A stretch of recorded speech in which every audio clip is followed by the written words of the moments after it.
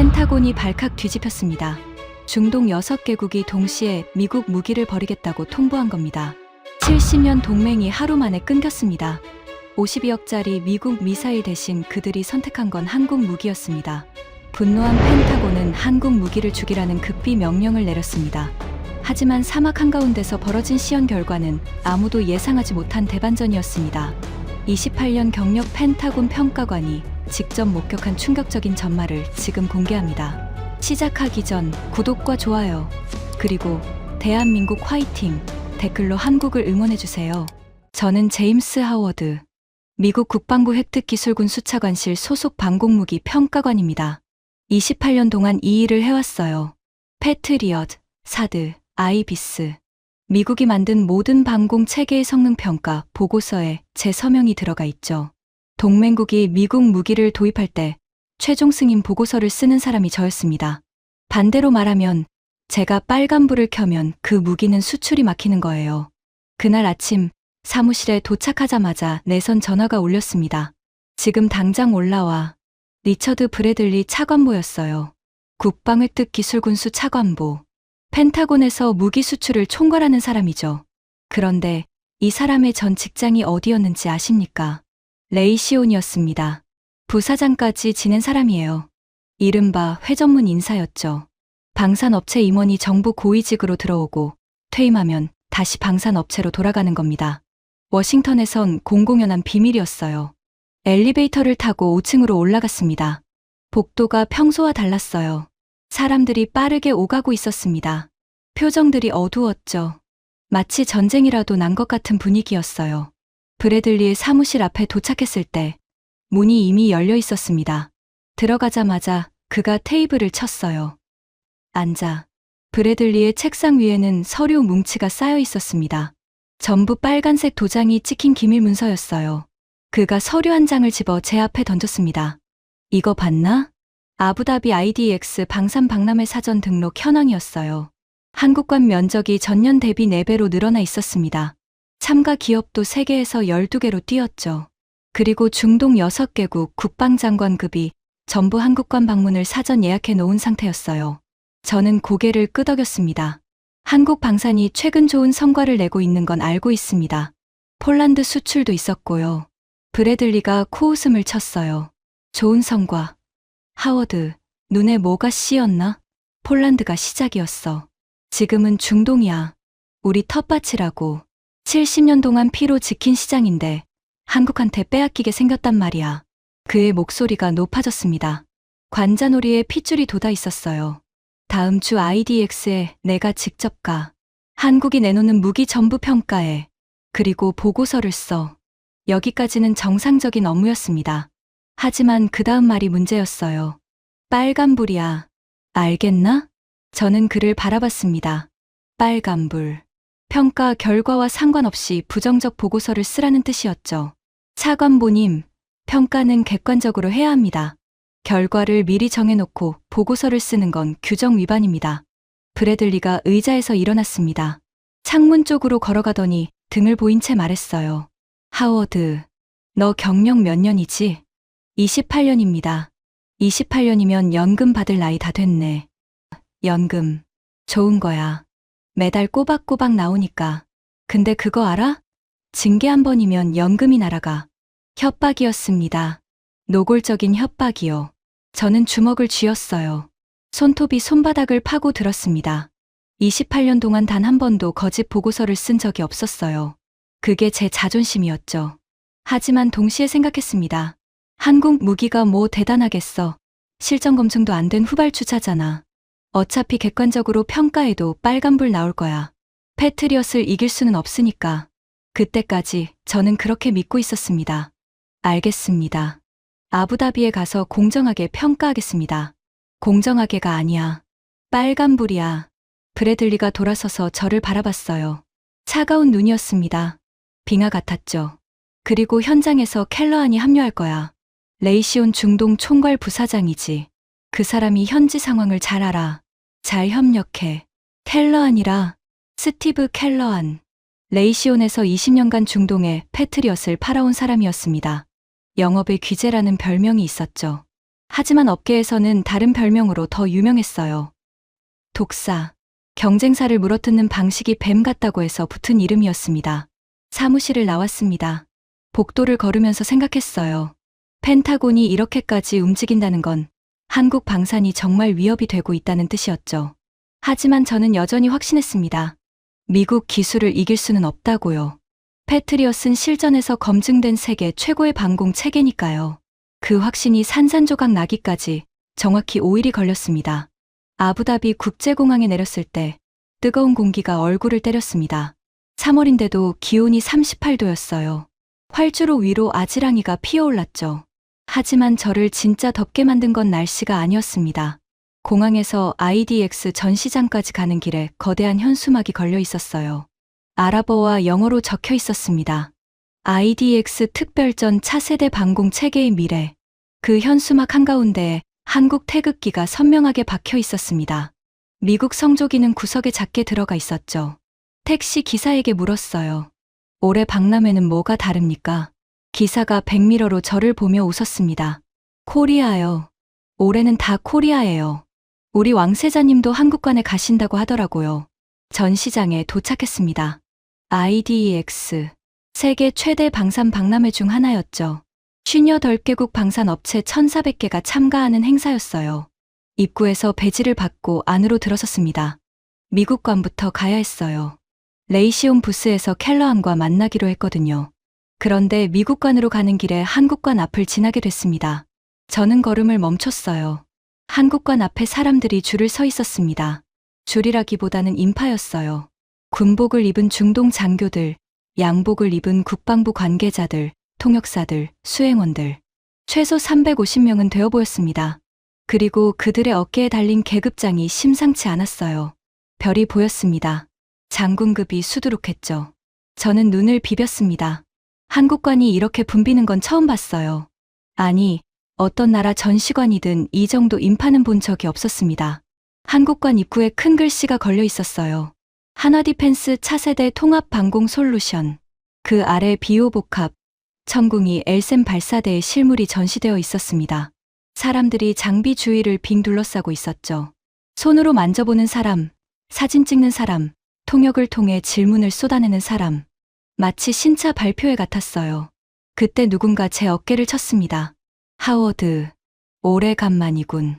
돌아보니 스티브 켈러안이었어요. 레이시온 로고가 박힌 남색 정장을 입고 있었습니다. 선글라스를 이마에 올려놓은 채 한국관을 바라보고 있었죠. 입꼬리가 비틀어져 있었어요. 저 줄 좀 봐. 무료 시식회라도 하나 보지? 켈러안이 킬킬거렸습니다. 하지만 그의 눈은 웃고 있지 않았어요. 예리하게 한국관을 훑고 있었죠. 걱정할 거 없어, 하워드. 한국 무기 수준은 내가 잘 알아. 중동에서 20년을 먹고 살았으니까. 저건 박람회 구경 온 거야. 진짜 계약은 우리한테 오거든. 항상 그래왔어. 그가 제 등을 툭 쳤어요. 가자. 우리 부스에서 설명해 줄 게 있어. 내일 시연장에서 패트리엇이 뭘 보여줄지. 미국관으로 향했습니다. 레이시온 부스는 넓었어요. 패트리엇 PAC-3 미사일의 축소 모형이 중앙에 전시되어 있었죠. 화면에는 걸프전 요격 영상이 반복 재생되고 있었습니다. 30년 전 영상이었어요. 켈러안이 태블릿을 꺼냈습니다. 내일 시연 계획이야. 패트리엇으로 드론 30기를 요격하는 시나리오야. 완벽하게 보여줄 거야. 드론 30기요? 한국은 120기로 시연한다던데요. 저도 모르게 내뱉은 말이었습니다. 한국관 앞에서 주워들은 정보였죠. 켈러안의 눈이 가늘어졌어요. 120기. 그가 코를 킁킁거렸습니다. 허세지. 저가형 무기로 120기 때려 맞추는 게 무슨 의미가 있어? 중요한 건 고가치 표적 요격이야. 탄도 미사일을 잡는 거라고. 드론 따위는 누구나 막아. 그는 자신감에 차 있었어요. 하지만 저는 아까 한국관 앞에서 봤던 중동 장성들의 표정이 떠올랐습니다. 그들은 허세를 보러 온 얼굴이 아니었어요. 진지했습니다. 뭔가를 찾은 사람들의 눈빛이었죠. 그날 밤 호텔에서 잠이 오지 않았습니다. 에어컨 바람이 차가웠지만 등에 땀이 났어요. 창밖으로 아부다비 시내의 불빛이 보였습니다. 저 불빛들 아래에서 중동 6개국 국방부 관계자들이 한국 측과 만찬을 하고 있을 거라는 생각이 들었어요. 왜 불안하지? 베개에 머리를 대고 천장을 바라봤습니다. 한국 무기가 설마 진짜 대단해서 그런 건 아니겠지. 그냥 가격이 싸니까 관심을 보이는 거야. 싼 건 싼 이유가 있는 법이니까. 그렇게 스스로를 달래며 눈을 감았습니다. 다음 날 아침, 시연장은 아부다비에서 남쪽으로 80km 떨어진 사막 한가운데였습니다. 군용버스를 타고 1시간 반을 달렸어요. 창밖으로 끝없는 모래밭이 펼쳐졌죠. 군데군데 관목이 보였지만 대부분은 황갈색 모래뿐이었습니다. 시연장에 도착했을 때 규모에 놀랐습니다. 축구장 30개는 되어 보이는 부지였어요. 한쪽에는 관람석이 설치되어 있었고 VIP 천막에는 중동 6개국 군 수뇌부가 이미 자리를 잡고 있었습니다. 350명이 넘는 참관단이었죠. 일정은 이랬어요. 오전에 미국 패트리엇 시연, 오후에 한국 시연. 미국이 먼저였습니다. 관람석 VIP석에 앉았어요. 켈러안이 옆에 있었습니다. 그 앞줄에 칼리드 알 만수르가 보였어요. UAE 국방부 무기도입위원장이었죠. 하얀 칸두라를 입은 마른 남자였습니다. 눈이 매서웠어요. 40년간 미국 무기만 사온 인물이라고 들었습니다. 시연이 시작됐어요. 패트리엇 발사대 2기가 사막 한가운데 배치되어 있었습니다. 레이더 차량, 통제소, 발전기 차량까지. 레이시온 기술팀이 어젯밤부터 세팅한 거였죠. 8시간이 걸렸다고 했습니다. 드론 30기를 다양한 고도에서 투입합니다. 패트리엇 PAC-3 MSE로 요격합니다. 사회자의 목소리가 스피커를 통해 울렸어요. 발사. 하늘에서 드론들이 나타났습니다. 처음에는 점처럼 작았어요. 하지만 빠르게 다가왔죠. 고도와 속도가 제각각이었습니다. 높은 곳에서 내려오는 놈, 낮게 깔려오는 놈, 지그재그로 기동하는 놈. 패트리엇이 발사됐습니다. 쾅! 하얀 연기가 치솟았어요. 미사일이 하늘로 빨려 올라갔죠. 3초 후 섬광이 터졌습니다. 첫 번째 드론이 공중에서 산산조각 났어요. 주위에서 박수가 나왔습니다. 켈러안이 팔짱을 끼고 고개를 끄덕였죠. 두 번째 발사, 세 번째 발사. 연달아 드론이 터졌습니다. 하늘에 오렌지색 불꽃이 피어올랐어요. 하지만 저는 뭔가 이상한 걸 느꼈습니다. 발사 간격이 길었어요. 한 발 쏘고 다음 발까지 15초에서 20초가 걸렸죠. 그 사이에 드론 몇 기가 고도를 낮추며 방어망을 뚫고 들어오고 있었습니다. 쾅, 쾅, 쾅. 요격은 계속됐지만 점점 놓치는 드론이 늘어났어요. 지그재그로 기동하는 소형 드론이 특히 문제였습니다. 패트리엇 미사일은 원래 탄도 미사일을 잡도록 설계된 거예요. 한 발에 52억 원짜리 미사일로 2,500만 원짜리 드론을 쫓는 건 대포로 참새를 잡는 격이었죠. 최종 결과가 발표됐습니다. 표적 30기 중 22기 격추, 요격률 73%. 숫자가 스크린에 떴을 때 관람석이 조용해졌습니다. 박수가 없었어요. 중동 참관단의 표정이 굳어 있었습니다. 73%. 100발 쏘면 27발이 뚫린다는 뜻이었죠. 그리고 비용이 스크린에 떴어요. PAC-3 MSE 미사일 22발 사용. 발당 52억 원. 총 비용 1144억 원. 22기 잡는데 1144억. 놓친 8기가 진짜 탄도미사일이었으면 도시 하나가 날아가는 겁니다. 칼리드 알 만수르가 고개를 돌려 켈러안을 바라봤습니다. 차가운 눈이었어요. 미스터 켈러안. 패트리엇 실전 요격률이 74%라는 보고서를 본 적이 있습니다. 오늘 시연과 거의 일치하는군요. 이건 기밀이 아니라 현실이었던 겁니까? 켈러안의 미간이 찌푸려졌어요. 하지만 바로 미소를 지었습니다. 영업맨의 미소였죠. 위원장님, 오늘은 시연 환경이 까다로웠습니다. 실전에서는 데이터 링크와 조기 경보 체계가 연동되기 때문에 요격률이 훨씬 높아집니다. 칼리드가 고개를 끄덕였지만 표정은 변하지 않았어요. 그의 옆에 앉은 사우디, 카타르, 쿠웨이트 대표단도 마찬가지였습니다. 숫자는 거짓말을 하지 않으니까요. 켈러안이 제 귀에 속삭였어요. 오후 한국 시연에서 더 안 좋은 숫자 나오면 돼. 걱정 마. 실전 검증도 안 된 놈들이 뭘 보여주겠어. 저는 고개를 끄덕였습니다. 맞는 말이라고 생각했거든요. 한국 방공 무기가 실전에서 쓰인 적은 UAE, 후티 미사일 요격 한 번뿐이었어요. 표본이 너무 적었죠. 점심시간이 됐습니다. VIP 천막에서 식사가 제공됐어요. 양고기 카브사, 호무스, 피타빵, 향신료 냄새가 천막 안에 가득했습니다. 하지만 입맛이 없었어요. 천막 구석에서 태블릿을 꺼냈습니다. 오전 시연 데이터를 정리했어요. 요격률 73%, 발당 비용 52억, 반응 속도, 레이더 탐지 범위, 객관적 수치만 보면 나쁘지 않았습니다. 패트리엇은 원래 드론이 아니라 탄도 미사일을 잡는 무기니까요. 그때 천막 밖에서 웅성거리는 소리가 들렸어요. 고개를 들어 밖을 내다봤습니다. 한국팀이 도착하고 있었어요.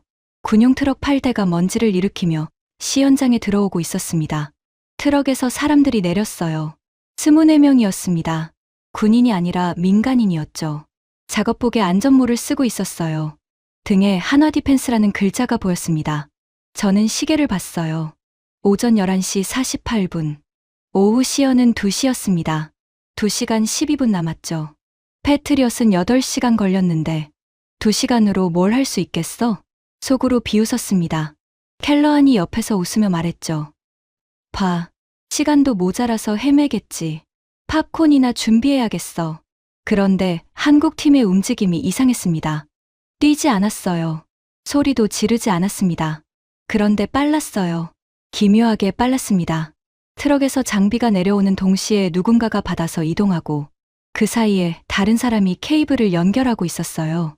마치 태엽 장치처럼 맞물려 돌아가고 있었습니다. 저는 식사를 멈추고 밖으로 나왔어요. 모래바람이 얼굴을 때렸지만 신경 쓰지 않았습니다. 한국팀이 일하는 광경에서 눈을 뗄 수가 없었거든요. 비오복합 4대가 트럭에서 내려왔습니다. 바퀴 달린 장갑차 위에 20mm 기관포와 단거리 미사일이 결합된 형태였어요. 생각보다 작았습니다. 패트리엇 발사대의 절반 크기도 안 됐어요. 저건 뭐야? 장난감 같은데. 켈러안이 천막 입구에 기대서서 비아냥거렸습니다.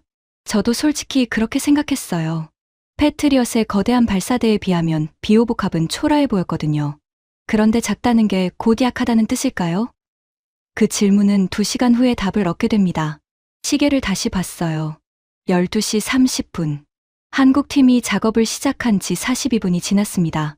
그리고 그때 한국팀 한가운데 서 있던 남자가 무전기를 들었어요. 전 체계 세팅 완료.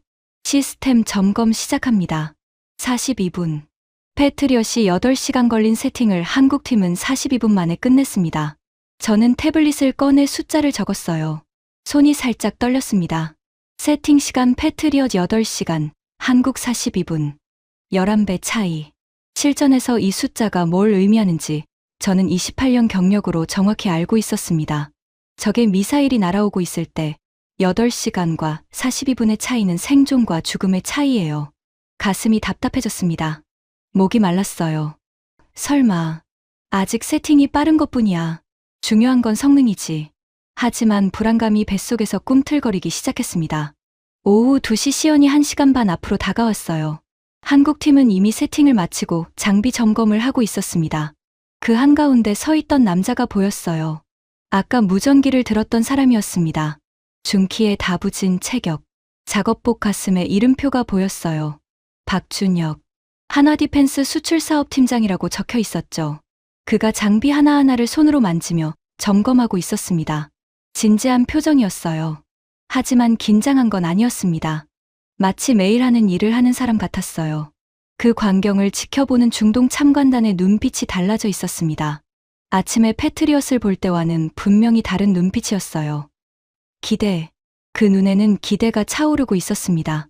저는 VIP석으로 돌아갔습니다. 켈러안이 전화를 하고 있었어요. 브래들리에게 보고하는 것 같았죠. 네. 차관보님. 한국 시연은 2시에 시작합니다.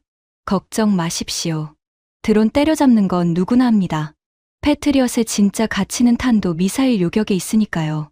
한국이 그걸 따라올 순 없습니다. 그가 전화를 끊고 제게 윙크했어요. 쇼타임이야, 하워드. 한국이 뭘 보여주든 보고서에는 하나만 쓰면 돼. 실전 미검증. 그는 여유롭게 다리를 꼬았습니다. 자신감에 차 있었어요. 하지만 저는 아까 본 42분이라는 숫자가 머릿속에서 떠나지 않았습니다. 28년간 무기를 평가해온 제 직감이 무언가를 경고하고 있었어요. 오후 2시가 다가오고 있었습니다. 사막의 열기가 절정에 달했어요. 기온은 41도까지 올라갔습니다. 하지만 350명의 참관단 중 천막으로 들어간 사람은 한 명도 없었어요. 모두가 한국 시연을 기다리고 있었습니다. 오후 1시 30분. 시연 시작까지 30분 남았습니다. 저는 평가관으로서 한국 장비를 가까이서 확인할 권한이 있었어요. 켈러안에게 잠깐 다녀오겠다고 말하고 시연장 쪽으로 걸어갔습니다. 모래가 군화 사이로 파고들었어요. 뜨거운 바람이 셔츠를 펄럭이게 했죠. 비호복합 사대가 일렬로 세워져 있었습니다. 가까이서 보니 아까보다 인상이 달랐어요. 작지만 다부졌습니다. 장갑차 위에 얹힌 20mm 쌍열 기관포가 하늘을 향해 서 있었고 그 옆에 단거리 미사일 발사관 사연장이 결합되어 있었죠. 기관포와 미사일이 하나의 포탑에 합쳐진 형태였습니다. 복합. 이름에 답이 있었어요. 기관포와 미사일을 하나로 합친 것. 멀리서는 놓칠 수 있는 드론을 미사일로 잡고 가까이 다가온 드론은 기관포로 갈기는 겁니다. 두 가지 무기를 하나의 차체에 올렸다는 건 반응 시간이 그만큼 짧다는 뜻이었어요. 장비를 살펴보고 있는데 뒤에서 목소리가 들렸습니다. 평가관님이십니까? 돌아보니 박준혁이었어요.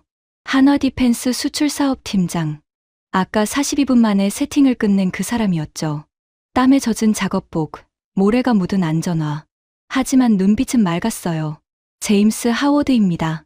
펜타곤 방공무기 평가관이에요. 박준혁 팀장이 짧게 고개를 숙였습니다. 알고 있습니다. 보고서를 쓰시러 오셨다고 들었어요. 그의 영어는 정확했습니다. 억양이 약간 있었지만 불필요한 말이 없었어요. 저는 태블릿을 꺼냈습니다. 몇 가지 질문해도 되겠습니까? 물론이죠. 숨길 게 없습니다. 숨길 게 없다. 그 말이 묘하게 귀에 걸렸어요. 보통 방산업체 사람들은 자기 무기의 약점을 숨기려고 하거든요. 레이시온도, 로키드 마틴도, BAE 시스템즈도 전부 그랬습니다. 그런데 이 사람은 당당했어요. 비호복합의 분당 발사 속도가 어떻게 됩니까?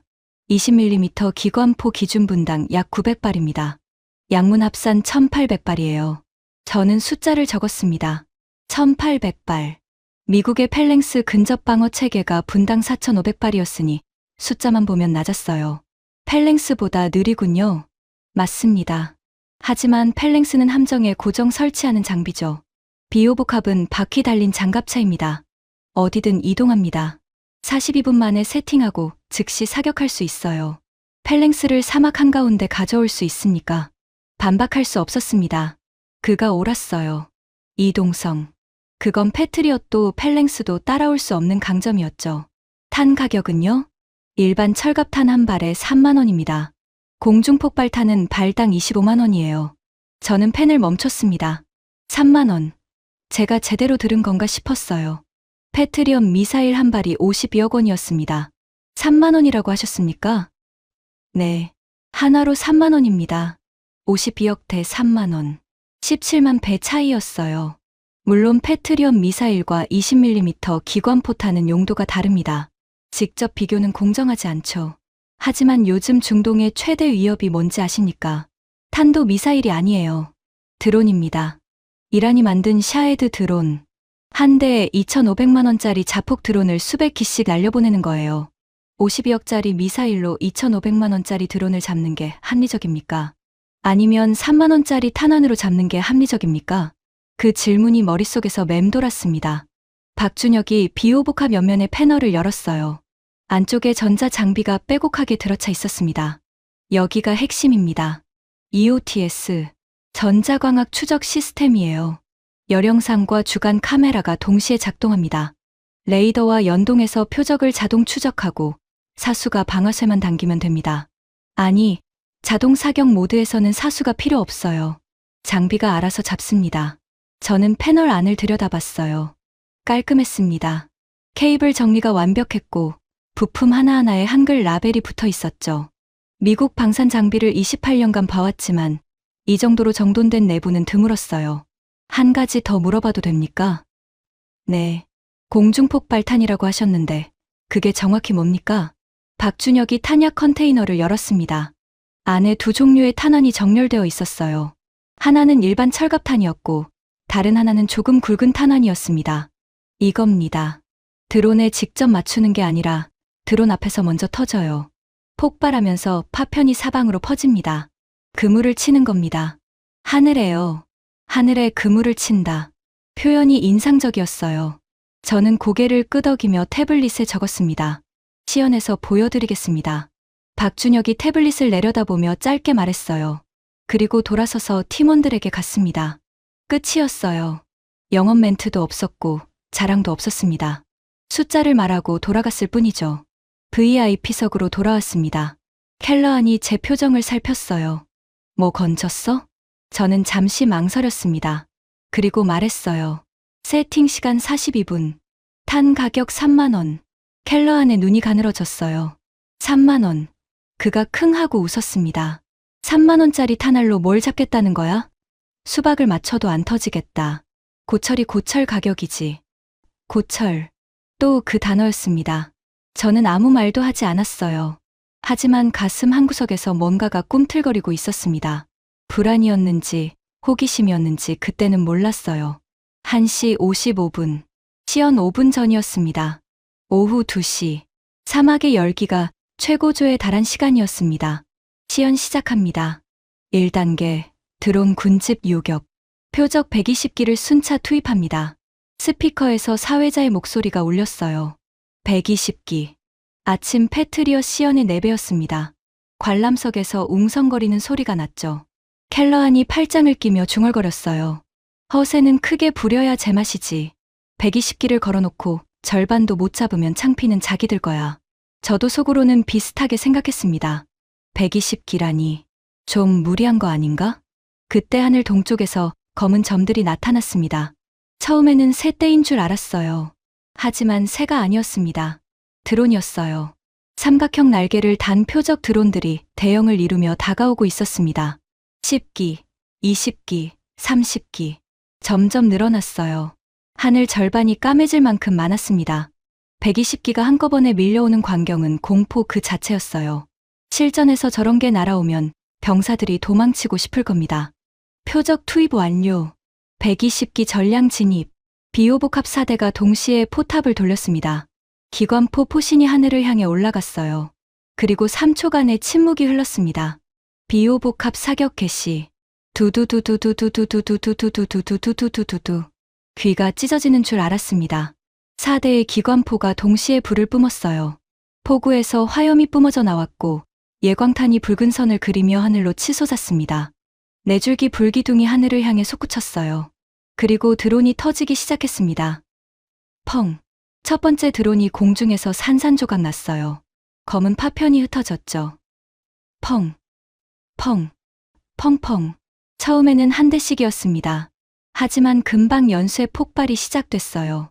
하늘 전체가 오렌지색 섬광으로 물들었습니다. 터지는 속도가 점점 빨라졌어요. 그때 이상한 걸 봤습니다.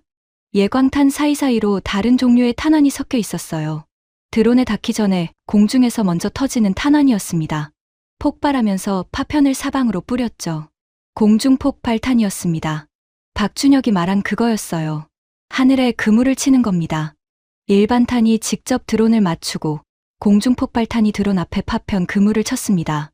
드론이 그물을 통과하면 날개가 찢어지고 엔진이 박살났어요. 2가지 탄환이 교차하며 하늘에 죽음의 장막을 쳤던 겁니다. 10기 격추. 스크린에 숫자가 떴습니다. 25기 격추. 50기 격추. 숫자가 올라가는 속도가 미쳤습니다. 관람석이 술렁이기 시작했어요. 중동 장교들이 자리에서 일어났습니다. 75기. 90기. 켈러안의 얼굴이 변하기 시작했어요. 비웃음이 사라졌습니다. 미간이 찌푸려졌죠. 입술이 일직선이 됐습니다. 100기. 110기. 하늘에 드론이 거의 남지 않았습니다. 살아남은 몇 기가 고도를 낮추며 도주하려 했어요.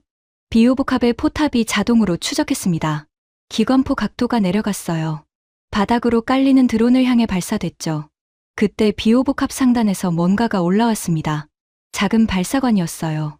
신궁이었습니다. 휴대용 지대공 미사일이죠. 휙. 작은 미사일이 발사관에서 빠져나갔어요. 소리가 거의 없었습니다. 조용히 날아간 미사일이 500m 앞에 적어도 드론을 정확히 꿰뚫었어요. 펑. 마지막 드론이 불꽃이 되어 떨어졌습니다. 120기 중 120기 격추. 요격률 100%. 스크린에 숫자가 떴어요. 관람석이 터져나갔습니다. 중동 장교들이 소리를 질렀어요. 아랍어 환호가 사막에 울려 퍼졌습니다. 350명의 참관단이 기립했죠. 저는 자리에서 일어나지 못했습니다. 태블릿을 쥔 손이 떨리고 있었어요.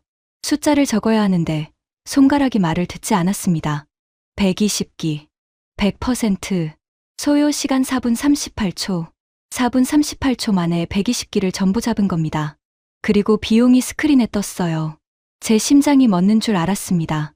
사용 탄약 일반 철갑탄 3,600발, 발당 3만원, 소개 1억 800만원, 공중폭발탄 840발, 발당 25만원, 소개 2억 1천만원, 신궁 미사일 8발, 발당 9천만원, 소개 7억 2천만원, 총 비용 10억 1,800만원, 10억 1,800만원, 패트리엇이 드론 22기 잡는데 1,144억 원을 썼습니다. 한국 비호복합은 120기를 전량 잡는데 10억 원을 썼어요. 1,144억 대 10억, 114배 차이. 요격률은 73% 대 100%. 저는 숫자를 3번 확인했습니다. 계산기를 두드렸어요. 틀리지 않았습니다. 현실이었어요. 켈러안의 얼굴을 봤습니다. 창백해져 있었어요. 입이 반쯤 벌어져 있었죠. 아까까지 킬킬거리던 사람이 돌처럼 굳어 있었습니다. 저건 시연 환경이 다르잖아. 패트리엇은 고고도 표적을 잡는 거고 저건 그냥 적어도 드론이야. 비교 자체가 불공정해. 그의 목소리가 떨렸습니다. 핑계를 찾고 있었어요. 하지만 중동 참관단은 듣고 있지 않았습니다. 그들의 눈은 전부 한국 시연장을 향해 있었죠. 저는 태블릿에 손을 올렸습니다. 평가란에 뭐라고 써야 할지 몰랐어요. 브래들리가 원하는 건 빨간불이었습니다. 하지만 제 눈앞에 있는 숫자는 초록불이었어요. 초록불 중에서도 가장 진한 초록이었죠. 그때 스피커에서 다시 사회자의 목소리가 들렸습니다. 2단계 시연을 시작합니다. 천궁이 탄도 미사일 요격. 켈러안이 고개를 번쩍 들었어요. 이제 진짜야. 드론 잡는 건 서커스고 탄도 미사일 요격이 본 게임이야. 여기서 실력이 드러나지. 그의 눈에 다시 자신감이 돌아왔습니다. 맞는 말이었어요. 탄도 미사일 요격은 방공체계의 꼬집니다. 마하 5가 넘는 속도로 떨어지는 탄두를 맞춰야 하니까요. 패트리엇이 가장 잘하는 분야였죠. 한국이 여기서 주춤하면 아까 드론 시연은 의미가 없어지는 겁니다. 천궁도 발사대 2기가 사막 동쪽에 배치되어 있었어요. 수직 발사관 8기씩 총 16발이 장전되어 있었습니다. 옆에 다기능 레이더 차량이 있었죠. 거대한 AESA 레이더 안테나가 천천히 회전하고 있었습니다. 표적탄도 미사일 모의탄 16발, 동시 투입, 16발 동시. 저는 눈을 크게 떴어요. 패트리엇은 한 번에 최대 4발을 동시 교전할 수 있었습니다. 16발이라니 4배를 한꺼번에 쏟아붓겠다는 거예요. 켈러안이 코웃음을 쳤어요. 16발 동시 요격, 허풍도 정도껏 하지. 세계에서 그걸 할 수 있는 체계는 없어. 사드조차 동시 8발이야. 저도 동의했습니다. 16발 동시 교전은 이론적으로도 어려운 수준이었어요. 레이더가 16개 표적을 동시에 추적하면서 각각의 미사일의 유도 신호를 따로 보내야 하거든요. 처리 속도가 어마어마하게 빨라야 합니다. 발사. 사막 동쪽 하늘에서 불빛이 나타났습니다. 16개의 점이 포물선을 그리며 떨어지고 있었어요. 탄도 미사일 모의탄이었습니다. 속도가 무시무시했어요. 마하 6에 가까운 속도로 떨어지는 점들이 점점 커지고 있었죠. 천궁이 요격 개시. 쿵, 쿵쿵쿵쿵쿵쿵. 천궁이 수직 발사관에서 미사일이 연속으로 솟구쳤습니다. 하얀 연기 기둥이 16개 피어올랐어요. 한꺼번에 발사된 겁니다. 미사일들이 하늘로 치솟더니 각각 다른 방향으로 꺾어졌죠. 16개의 미사일이 16개의 표적을 향해 각자의 궤도를 잡았습니다. 관람석이 숨을 죽였어요. 350명의 시선이 하늘에 못 박혀 있었습니다. 3초, 5초, 7초. 쾅. 고도 40km 상공에서 첫 번째 섬광이 터졌습니다. 쾅, 쾅, 쾅, 쾅. 연달아 섬광이 터졌어요. 하늘 여기저기서 오렌지색 불꽃이 피어올랐습니다. 마치 하늘에 불꽃놀이가 벌어지는 것 같았어요. 쾅, 쾅, 쾅. 섬광이 계속됐습니다. 저는 숫자를 세고 있었어요. 하나, 둘, 셋, 11, 12. 쾅, 쾅, 쾅, 쾅, 13, 14, 15, 16, 16발 중 16발 요격 완료. 요격률 100%. 스크린에 숫자가 떴습니다. 관람석이 폭발했어요. 환호 소리가 사막을 뒤흔들었습니다. 중동 장교들이 서로 포옹하고 악수하고 어깨를 두드렸죠. 아랍어 환호와 박수가 뒤섞였습니다. 저는 움직이지 못했어요. 태블릿 화면을 멍하니 바라보고 있었습니다. 16발 동시교전. 100% 요격. 패트리엇은 동시 4발에 73%였습니다. 천궁이는 16발에 100%. 동시교전 능력 4배. 요격률 37%포인트 차이. 그때 옆에서 목소리가 들렸어요. 켈러안이 아니었습니다. 다니엘 레비였어요. 이스라엘 전 아이언돔 기술 고문. 은발의 마른 남자가 저를 바라보고 있었습니다. 그의 얼굴에는 아무 표정도 없었어요. 하지만 목소리가 떨리고 있었습니다. 하워드, 저 레이더 봤나? 네. 엘셈 다기능 레이더야. 탐지 거리 350km. 동시 추적 표적수 최소 40개. 탐지와 추적, 유도를 하나의 레이더로 동시에 해. 아이언돔 ELM-2084가 350km의 동시 추적 200개 이상이긴 하지만 저건 탄도 미사일 요격에 특화됐어. 마하 6 이상의 고속 표적을 동시 16발 교전한 거야. 아이언돔은 탄도탄에 대해서는 이론적으로 8발 동시 교전이 한계야. 레비가 한국 시연장을 응시했습니다. 눈이 좁아져 있었어요. 우리도 이걸 연구해야 해. 이스라엘이었습니다. 세계 최고의 방공 기술을 가진 나라. 아이언돔으로 수천 발의 로켓을 막아낸 나라. 그 나라의 전문가가 한국 무기를 보고 연구해야 한다고 말한 겁니다. 저는 아무 말도 할 수 없었어요. 목이 메였거든요. 켈러안이 자리에서 벌떡 일어났습니다. 얼굴이 붉었어요. 분노인지 당혹인지 분간이 안 됐죠. 이건 시연이야. 시연. 통제된 환경에서 하는 쇼라고. 실전에서는 전자전도 있고 기상 영향도 있고 변수가 엄청 많다고. 100%. 실전에서 100% 나오는 무기는 없어. 그의 목소리가 커졌습니다. 주위 사람들이 쳐다봤어요. 칼리드 알 만수르가 고개를 돌려 켈러안을 바라봤습니다. 미스터 켈러안, 당신들 패트리엇도 시연이었죠? 같은 시연에서 73%와 100%가 나왔습니다. 통제된 환경이라는 건 둘 다 마찬가지 아닙니까? 켈러안이 입을 다물었어요. 할 말이 없었던 거죠. 칼리드가 맞았으니까요. 같은 사막, 같은 날, 같은 조건에서 나온 숫자였습니다. 저는 태블릿을 내려다봤어요. 평가란에 커서가 깜빡이고 있었습니다. 브래들리가 원하는 빨간불. 하지만 제 눈앞의 숫자는 비오복합 120기 중 120기 격추 100%, 비용 10억 원. 천궁이 16발 중 16발 요격 100%. 패트리엇 30기 중 22기 격추 73%, 비용 1144억 원. 이 숫자에 빨간불을 켤 수 있는 방법이 있을까요? 시연이 끝난 뒤 VIP 천막으로 돌아왔습니다. 에어컨이 가동되고 있었지만 머리는 식지 않았어요. 방금 본 광경이 계속 눈앞에서 재생됐거든요. 천막 안이 북적거렸습니다. 중동 각국 대표단이 335 모여 이야기를 나누고 있었어요. 흥분한 목소리들이 아랍어로 쏟아져 나왔죠. 통역이 필요 없었습니다. 표정만 봐도 뭘 이야기하는지 알 수 있었으니까요. 저는 구석 테이블에 앉았어요. 태블릿을 펼치고 시연 데이터를 정리하기 시작했습니다. 하지만 머릿속이 복잡했어요. 숫자가 전부 한국 쪽으로 기울어져 있었거든요. 그때 누군가 맞은편에 앉았습니다. 다니엘 레비였어요. 하워드, 시간 있나? 레비는 컵을 내려놓았습니다. 아랍 커피 특유의 카다멈 향이 올라왔어요. 자네도 봤겠지만 오늘 한국이 보여준 건 단순한 성능 시연이 아니야. 무슨 뜻입니까? 레비가 손가락으로 테이블을 두드렸어요. 우리 이스라엘이 아이언돔을 왜 만들었는지 아나? 하마스가 값싼 로켓을 수천 발씩 쏴대니까 비싼 미사일로 일일이 막는 게 경제적으로 불가능했기 때문이야. 그래서 발당 5만 달러 수준의 타미르 요격탄을 만든 거지. 그때만 해도 우리가 세계 최저가였어.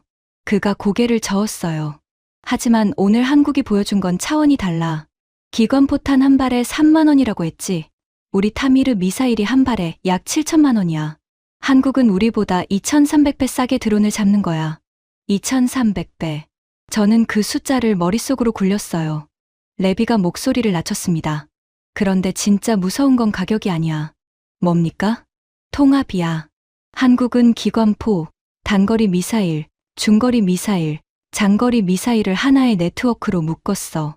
비호복합이 저고도를 맡고, 천궁이 중고도를 맡고, 엘셈이 고고도를 맡아. 층층이 방어벽을 쌓는 거지. 우리 이스라엘도 아이언돔, 데이비드 슬링, 에로우로 다층 방어를 하지만 각각 다른 업체가 만들었어. 통합지휘 체계가 완벽하지 않아. 한국은 한화한 회사가 전부 만들었더군. 통합이 자연스러울 수밖에 없지. 저는 등골이 서늘해지는 걸 느꼈습니다. 레비의 말이 맞았어요. 패트리엇은 레이시오니, 사드는 로키드 마틴이, 아이비스는 노스롭 그러머니 각각 만들었습니다. 새 회사의 체계를 연동하려면 엄청난 인터페이스 작업이 필요했죠. 그래서 미국의 통합방공 체계는 늘 문제가 있었어요. 한국은 그 문제를 처음부터 없앤 겁니다. 한 회사가 전부 만드니까요. 레비가 커피를 한 모금 마셨어요. 그리고 저를 똑바로 바라봤습니다. 하워드, 솔직히 말하지.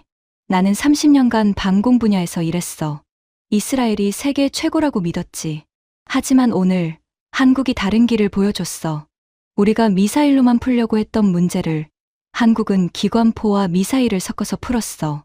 더 싸게, 더 빠르게, 더 효율적으로. 그가 자리에서 일어나며 마지막으로 말했어요. 하워드, 보고서 잘 써. 정직하게, 정직하게. 그 말이 가슴을 찔렀습니다. 브래들리는 빨간불을 원했어요. 하지만 이스라엘 전문가가 초록불을 인정한 상황에서 제가 빨간불을 쓰면 그건 거짓말이 되는 겁니다. 레비가 떠난 뒤 저는 한참을 멍하니 앉아 있었어요. 손에 들린 태블릿이 천근만근이었습니다. 그때 전화가 울렸어요. 워싱턴이었습니다. 브래들리였어요. 시험 끝났나? 네, 끝났습니다. 결과는? 저는 잠시 침묵했습니다. 뭐라고 말해야 할지 고민됐어요.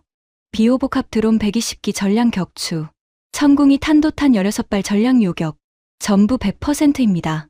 전화기 너머에서 침묵이 흘렀어요. 5초, 10초, 뭐라고? 100%입니다. 둘 다요. 또 침묵이었습니다. 그리고 브래들리의 목소리가 돌아왔어요. 차가웠습니다. 이빨 사이로 새어나오는 것 같았죠. 그래서 빨간불 포인트는 찾았나? 차관보님, 객관적으로 말씀드리면 현재까지 데이터에서 부정적 평가를 할 근거가 없습니다. 근거가 없어? 만들어. 귀를 의심했어요. 만들어? 데이터를 조작하라는 겁니까? 하워드, 내가 보고서에 초록불을 쓰면 뭐가 되는지 알아? 중동 6개국이 한국과 계약하고 우리는 연간 30조 원짜리 시장을 잃어. 레이시온 직원 8만 명이 길거리에 나앉는 거야. 그게 내가 원하는 거야? 저는 대답하지 못했어요. 입이 말라붙었습니다. 아직 일정 남았지? 내일 마무리 시연이 있잖아. 거기서 뭐라도 찾아. 안 그러면 내 연금이 날아가는 게 아니라 경력 전체가 날아가는 거야. 전화가 끊겼습니다. 저는 전화기를 내려놓고 창밖을 바라봤어요. 사막 위로 해가 기울고 있었습니다. 붉은 노을이 모래 위에 길게 드리워져 있었죠. 28년 동안 한 번도 거짓 보고서를 쓴 적이 없었습니다. 그게 제 전부였어요. 누가 뭐라 해도 숫자를 정직하게 적는 사람. 그게 제임스 하워드라는 사람의 유일한 자랑이었죠. 하지만 지금 그 28년이 협박 도구가 되고 있었습니다. 다음 날 오전, IDX 전 시장 회의실에서 중동 6개국 대표단과 미국 측의 회담이 예정되어 있었습니다. 원래 일정에는 없던 겁니다. 브래들리가 밤사이 긴급 소집한 화상회의였어요. 회의실에는 칼리드 알 만수르를 비롯한 6개국 무기 도입 위원들이 앉아 있었고 대형 스크린에는 워싱턴의 브래들리가 떠 있었습니다. 그 옆에 펜타곤 참모 4명이 앉아 있었죠. 켈러한이 회의실 구석에서 서 있었어요. 어젯밤 잠을 못 잔 것 같았습니다. 눈 밑이 거무스름했죠. 하지만 눈빛은 살아 있었어요. 독사의 눈이었습니다. 저는 맨 뒷줄에 앉았습니다. 평가관은 발언권이 없었거든요. 듣고 기록하는 게 제 역할이었죠. 브래들리가 먼저 입을 열었어요. 여러분, 미국은 지난 70년간 이 지역의 안보를 지켜왔습니다. 패트리엇, 사드, F-35. 세계 최고의 무기 체계를 제공해왔죠. 우리는 단순한 무기 판매자가 아닙니다. 동맹입니다. 외교적 화법이었어요. 하지만 속뜻은 달랐죠. 우리 무기를 안 사면 동맹이 아니라는 겁니다. 최근 일부 국가에서 타국 방산 장비 도입을 검토하고 있다는 보고를 받았습니다. 미국 정부는 이에 대해 깊은 우려를 표합니다. 칼리드가 손을 들었어요. 차관보님, 구체적으로 말씀해 주십시오. 타국이란 어디를 말하는 겁니까? 브래들리의 미간이 살짝 찌푸려졌습니다. 그는 직접적인 말을 피하려 했지만 칼리드가 직구를 던진 거예요. 대한민국입니다. 위원장님도 잘 아시다시피 한국 방산 장비는 아직 충분한 실정 검증을 거치지 않았습니다. 동맹국의 안보를 검증되지 않은 장비에 맡기는 건 위험합니다. 칼리드가 미소를 지었어요. 하지만 눈은 웃지 않았습니다. 차관보님, 어제 시연 결과를 보셨습니까? 브래들리가 대답하지 않았어요. 한국 비호복합이 드론 120기를 100% 격추했습니다. 천궁이가 탄도탄 16발을 100% 요격했습니다. 패트리엇은 드론 30기 중 22기를 잡았죠. 73%입니다. 이 숫자를 보고도 한국 장비가 검증되지 않았다고 하시겠습니까? 회의실이 조용해졌습니다. 6개국 대표들이 고개를 끄덕이고 있었어요. 브래들리의 얼굴이 붉어졌습니다. 스크린을 통해서도 관자놀이에 핏줄이 돋는 게 보였어요. 그가 테이블을 짚고 몸을 앞으로 기울였습니다. 위원장님, 미국은 동맹국의 무기 도입 결정을 존중합니다. 하지만 분명히 말씀드립니다. 한국 방산 장비를 대규모로 도입하는 국가에 대해서는 안보 협력 프레임워크를 재검토할 수밖에 없습니다. 회의실의 공기가 얼어붙었어요. 안보 협력 프레임워크 재검토. 외교 용어로 포장했지만 뜻은 하나였습니다. 동맹을 끊겠다. 켈러한이 구석에서 끼어들었어요. 구체적으로 말씀드리죠. F-35 추가 도입 승인 보류, 합동 군사훈련 축소 검토, 정보 공유 등급 하향 조정. 이건 협박이 아닙니다. 정책 조정이에요. F-35, 합동훈련, 정보 공유. 중동 국가들에게 이 세 가지는 생명줄이었습니다. 특히 이란의 위협에 직면한 걸프 국가들에게 미국의 안보 우산은 생존과 직결된 문제였죠. 회의실에 무거운 침묵이 흘렀습니다. 6개국 대표들의 표정이 굳어졌어요. 사우디 대표가 옆 사람과 속삭였죠. 이집트 대표가 서류를 내려다보며 입술을 깨물었습니다. 브래들리가 승리의 미소를 지었어요. 협박이 통했다고 생각한 겁니다. 그때 칼리드 알 만수르가 자리에서 일어났습니다. 회의실의 모든 시선이 그에게 쏠렸어요. 하얀 칸도라가 에어컨 바람에 살짝 흔들렸습니다. 그의 눈이 스크린 속 브래들리를 향했어요. 차가웠습니다. 사막의 밤처럼 차가운 눈이었죠. 차관보님. 네, 저는 40년간 미국 무기를 사왔습니다. 제 아버지도 미국 무기를 사셨어요. 우리 가문 3대가 미국의 충성 고객이었습니다. 그 돈이 얼마인지 아십니까? 침묵이 흘렀어요. 사우디만 70년간 무기값으로 1조 2천억 달러를 지불했습니다. UAE가 3,800억 달러, 카타르가 2,100억 달러, 6개국 합치면 2조 달러가 넘습니다. 하나로 2,800조 원이에요. 숫자가 회의실에 울려 퍼졌습니다. 2,800조 원. 상상도 안 되는 금액이었어요. 2,800조 원을 들였습니다. 그런데 돌아온 게 뭡니까? 73%짜리 방패입니다. 100발이 날아오면 27발이 뚫리는 방패를 사오라는 겁니까? 브래들리의 얼굴에서 미소가 사라졌어요. 차관보님, 어제 이란이 우리 유전시설에 드론 200기를 날려보냈으면 어떻게 됐겠습니까? 패트리엇으로 막았다면 54기가 뚫립니다.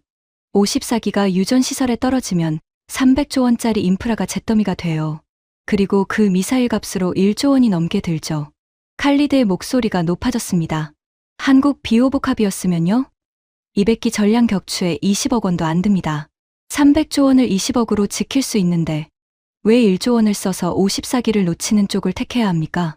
그가 한 발 앞으로 나왔어요. 스크린을 향해 손가락을 가리켰습니다. 그리고 차관보님, 동맹을 끊겠다고요? 좋습니다.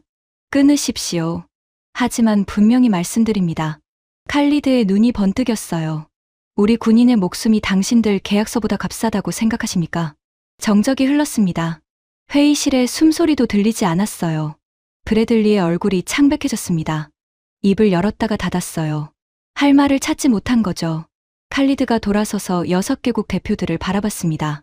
여러분, 우리의 결정은 달라지지 않습니다. 6개국 대표들이 고개를 끄덕였어요. 사우디, 카타르, 쿠웨이트, 이집트, 오만. 전원이었습니다. 저는 맨 뒷줄에서 그 광경을 지켜봤어요. 가슴이 뜨거워졌습니다. 저 사람들은 미국의 협박 앞에서도 꺾이지 않았어요. 숫자가 말해주는 진실을 택한 겁니다. 동시에 부끄러웠습니다. 저는 28년간 숫자를 다루는 사람이었어요. 그런데 그 숫자를 왜곡하라는 명령 앞에서 머뭇거리고 있었으니까요. 회의가 끝났습니다. 브래들리가 스크린에서 사라졌어요. 켈러안이 회의실을 빠져나갔습니다. 얼굴이 종이처럼 하얘져 있었죠. 저는 자리에서 일어나지 못했어요. 다리에 힘이 없었습니다. 태블릿 화면에 평가 보고서 양식이 떠 있었습니다. 항목마다 초록불과 빨간불 중 하나를 선택해야 했죠. 28년간 저는 항상 데이터가 말해주는 대로 불을 켰습니다. 하지만 이번에는 데이터가 아니라 브래들리가 불을 정하려 하고 있었어요. 그날 저녁이었습니다. 호텔 로비에서 뉴스를 보고 있는데 속보가 떴어요. CNN 속보. 중동 6개국, 한국 방산 대규모 도입 공식 발표. 총 규모 350억 달러.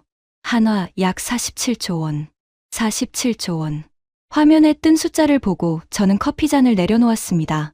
손이 떨렸거든요. 기자가 말했어요. UAE, 사우디, 카타르, 쿠웨이트, 이집트, 오만 6개국이 한국 하나디펜스와 대규모 방공 체계 도입 계약을 체결했습니다. 계약 규모는 총 350억 달러로 한국 방산 수출 사상 최대입니다. 비오복합, 천궁이 엘셈 등 한국형 통합 방공 체계가 포함되어 있습니다. 화면이 바뀌었어요. 뉴욕 증시였습니다. 미국 방산 섹터 급락. 레이시온 마이너스 11.3%, 로키드 마틴 마이너스 7.8%, 노스롭 그러먼 마이너스 6.4%. 숫자들이 빨간색으로 쏟아져 내렸어요. 레이시온만 하루에 수조 원이 증발한 겁니다. 반대쪽 화면이 서울 증시를 보여줬어요. 한화에어로스페이스 플러스 17.8%, LI진엑스원 플러스 14.5%, 한국항공우주 플러스 11.2%, 빨간색과 초록색, 미국과 한국, 뉴욕과 서울.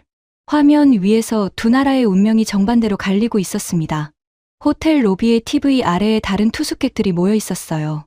중동 사람들이었죠. 그들이 뉴스를 보며 고개를 끄덕이고 있었습니다. 한 남자가 옆 사람에게 말했어요. 이제 미국한테 끌려다니지 않아도 돼. 그 말이 귀에 꽂혔습니다. 전화가 울렸어요. 브래들리였습니다. 받기 싫었지만 받을 수밖에 없었죠. 받지? 네. 47조. 하루 만에 47조가 한국으로 갔어. 어젯밤 내가 뭐라고 했지? 저는 대답하지 않았어요. 보고서. 빨간불. 내일 아침까지 내 책상 위에 있어야 해. 안 그러면 하워드. 내 이름 석자가 펜타곤에서 영원히 사라지는 거야.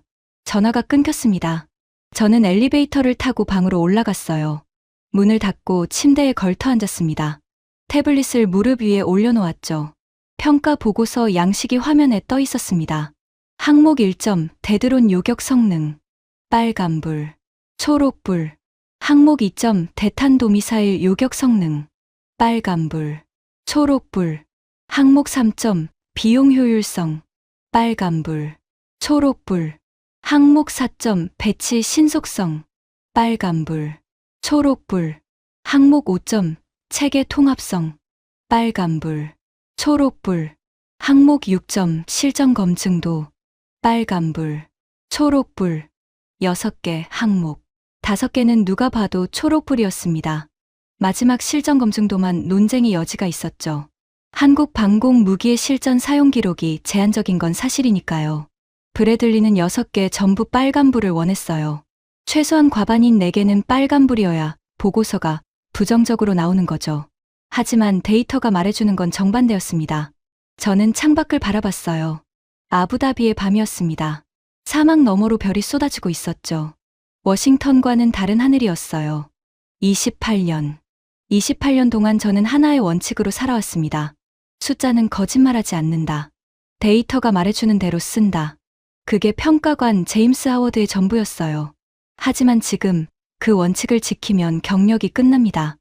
연금도, 명성도, 28년간 쌓아온 모든 것이 사라져요. 반대로 원칙을 꺾으면 다 지킬 수 있었습니다. 빨간불 6개만 찍으면 되는 거예요. 그러면 브래들리는 만족하고 레이시오는 중동시장을 지키고 저는 연금을 받으며 은퇴하는 겁니다. 쉬운 선택 같았어요.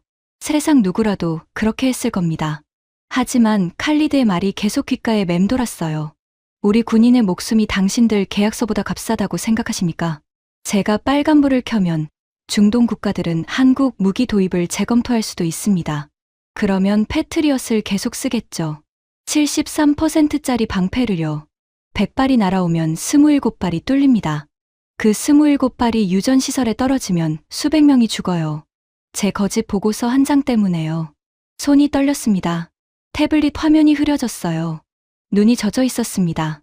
28년간 단 한 번도 울어본 적이 없었어요. 이 직업에서 감정은 사치였거든요. 숫자만 보면 됐으니까요. 하지만 그 밤, 아부다비의 호텔방에서 저는 처음으로 눈물을 흘렸습니다. 내가 뭘 해야 하는 건지. 베개에 얼굴을 묻었어요. 에어컨 소리만 윙윙거렸습니다. 그 밤은 길었어요. 정말 길었습니다. 새벽 4시에 눈을 떴어요. 잠을 자지 못한 건지, 잠들었다가 깬 건지 모르겠었습니다. 창밖으로 사막의 새벽이 보였어요. 동쪽 하늘이 보라빛으로 물들기 시작했습니다. 별이 하나둘씩 사라지고 있었죠. 태블릿을 집어들었습니다. 보고서 양식이 여전히 화면에 떠 있었어요. 6개 항목. 빨간불과 초록불 사이. 저는 깊게 숨을 들이켰습니다. 그리고 첫 번째 항목에 손가락을 올렸어요. 항목 1점, 데드론 요격 성능. 120기 중 120기. 100%. 비용 10억 원. 손가락이 움직였습니다. 초록불.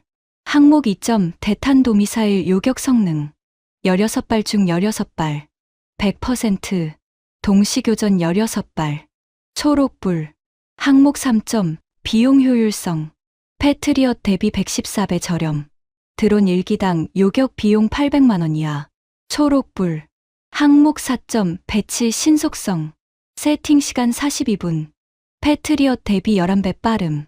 초록불. 항목 5점, 체계 통합성. 단일 업체 생산. 다층 방어 연동.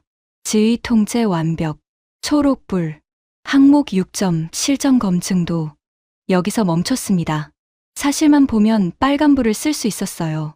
한국 방공 무기의 대규모 실전 사용 기록은 아직 제한적이었으니까요. 하지만 저는 방금 직접 봤습니다. 120기 전량 격추. 16발 전량 요격. 시연이라고는 하지만 이건 실탄 사격이었어요. 조작이 불가능한 실시간 데이터였습니다. 손가락이 멈춰 있었어요. 빨간불과 초록불 사이에서 10초, 20초. 저는 눈을 감았습니다. 칼리드의 얼굴이 떠올랐어요. 다니엘 레비의 말이 들렸습니다. 그리고 박준혁의 담담한 목소리가요. 숨길 게 없습니다. 눈을 떴어요. 그리고 손가락을 움직였습니다. 실전 검증도 제한적이나 실탄 시연에서 100% 요격률 달성. 시연 환경이 통제되었으나 데이터의 신뢰도 높음. 추가 실전 데이터 축적 시 최상위 등급 부여 가능. 노란불이었습니다. 빨간도 아니고 초록도 아닌. 하지만 정직한 판단이었어요. 최종 결과 초록불 5개, 노란불 1개, 빨간불 0개, 종합평가 한국방공 체계, 전 영역 우위, 전 영역 우위. 그 글자를 적는 순간 가슴이 뻥 뚫리는 느낌이었습니다. 저는 보고서를 저장했어요. 그리고 전송 버튼 위에 손가락을 올렸습니다. 이 버튼을 누르면 브래들리에게 갑니다. 그는 분노할 거예요. 제 경력은 끝날지도 모릅니다. 하지만 73%짜리 방패 뒤에서 죽어갈 군인들에게 거짓말할 수는 없었어요. 버튼을 눌렀습니다. 전송 완료. 저는 태블릿을 내려놓고 창밖을 바라봤어요. 사막 위로 해가 떠오르고 있었습니다. 황금빛이 모래 위에 퍼졌죠. 28년간 가장 어려운 보고서를 방금 보냈습니다. 하지만 28년간 가장 정직한 보고서이기도 했어요. 30분 뒤에 전화가 왔습니다. 하워드. 브래들리의 목소리는 낮았어요. 평소의 고함이 아니었습니다. 오히려 더 무서웠죠. 조용한 분노였어요. 보고서 받았다. 네. 초록불 5개, 노란불 1개, 빨간불 0개. 내가 뭘 부탁했지? 부탁이 아니라 명령이셨죠. 하지만 차관보님, 저는 평가관입니다. 데이터가 말해주는 대로 쓰는 게 제 임무예요. 전화기 너머에서